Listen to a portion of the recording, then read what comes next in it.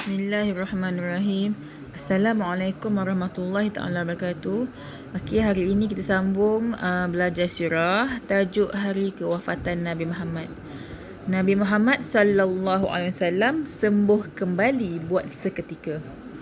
Pada hari terakhir, Nabi Muhammad sallallahu alaihi wasallam dapat tidur dengan nyenyak. Demam baginda telah berkurangan sehingga baginda dapat keluar mengucapkan selamat kepada sahabat baginda.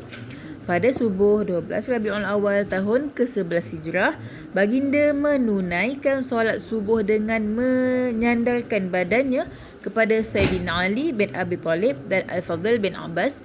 Selepas solat, baginda pun berkhutbah kepada para jemaah. Ini dia punya khutbah. Aku tidak menghalalkan bagimu melainkan apa yang dihalalkan dalam Al-Quran, dan aku tidak mengharamkan ke atasmu melainkan apa-apa yang diharamkan dalam Al-Quran. Kamu akan menemui banyak perselisihan selepasku. Sesungguhnya apa-apa yang sama dengan Al-Quran adalah diriku, dan apa-apa yang berselisih dengan Al-Quran bukan datangnya daripada diriku. Ini adalah ayat yang Nabi Muhammad sampaikan ketika khutbah dia. Umat Islam merasa sangat gembira melihat baginda telah sihat. Usamah bin Zaid meminta izin untuk membawa tentera muslimin keluar melaksanakan tugas mereka. Para sahabat dan umat Islam pulang ke rumah masing-masing dengan perasaan yang bersemangat. Kenapa mereka bersemangat? Sebab mereka seronok bila mendengar berita bahawa Nabi Muhammad telah pun sihat. Okey, ini saat ketika Nabi Muhammad sallallahu alaihi wasallam wafat di pangkuan Aisyah. Kegembiraan orang muslimin tidak berpanjangan kerana pada pagi itu juga Nabi tiba-tiba diserang sakit kepala yang hebat dan demam seperti sebelumnya. Ketika itu Nabi berada di dalam pangkuan Aisyah.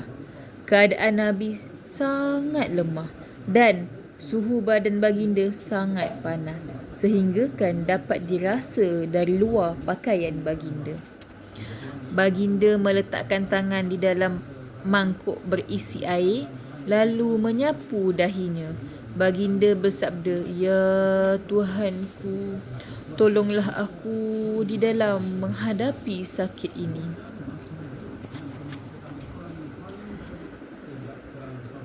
Puteri baginda Fatimah, isteri-isteri baginda dan para sahabat berdebar-debar dan gelisah menunggu kewafatan Nabi Muhammad sallallahu alaihi wasallam yang amat menyedihkan hati mereka. Pada waktu duha hari Isnin 12 Rabiul Awal tahun ke-11 Hijrah, Nabi Muhammad sallallahu alaihi wasallam telah pun kembali ke rahmatullah buat selama-lamanya. Ketika itu usia baginda 63 tahun. Reaksi para sahabat. Ramai di antara para sahabat menjadi tidak keruan seperti berlaku peristiwa yang dahsyat. Ada di kalangan mereka yang keluar lidahnya untuk berkata-kata. Sayyidina Umar bin Al-Khattab berdiri sambil menghunus pedangnya dan berkata, "Jangan siapa mengatakan Nabi Muhammad sallallahu alaihi wasallam telah wafat. Baginda sekadar pengsan dan akan kembali semula." Saidina Abu Bakar datang dan diceritakan apa yang telah berlaku. Lantas baginda masuk ke rumah yakni Aisyah radhiyallahu anhu dan membuka penutup muka Nabi Muhammad sallallahu alaihi wasallam. Beliau mengucup pipi baginda serta berkata, "Alangkah eloknya kamu ketika hidup maupun mati.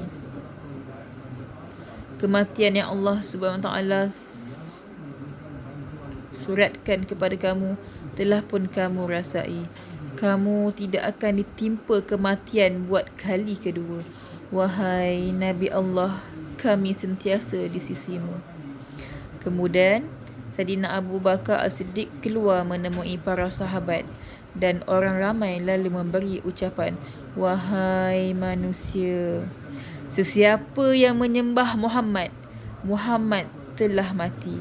Sesiapa yang menyembah Allah, sesungguhnya Allah Maha hidup dan tidak mati. Inilah keadaan bagaimana bila para sahabat dan orang-orang yang Nabi sayang seolah-olah tidak dapat menerima bahawa Nabi itu telah pun tiada. Ini kan pula kita yang tidak pernah berjumpa dengan Nabi Muhammad sallallahu alaihi wasallam. Firman Allah Subhanahu wa taala, A'udzu billahi minasy syaithanir rajim. Wa ma Muhammadun illa rasulun qad khalat min qablihi ar-rusul afa imma ta'aw qutilan qalabtum ala aqabikum wa man yanqalib ala aqibaihi falan yadurra Allah syai'a wa sayajzillahu syakirin wa sayajzillahu syakirin. Sadaqallahu azim. Dalam surah Al-Imran ayat 144. Maksudnya, dan Muhammad itu tidak lain hanyalah seorang rasul yang sudah pun didahului oleh beberapa orang rasul, yakni Nabi Muhammad adalah nabi yang terakhir.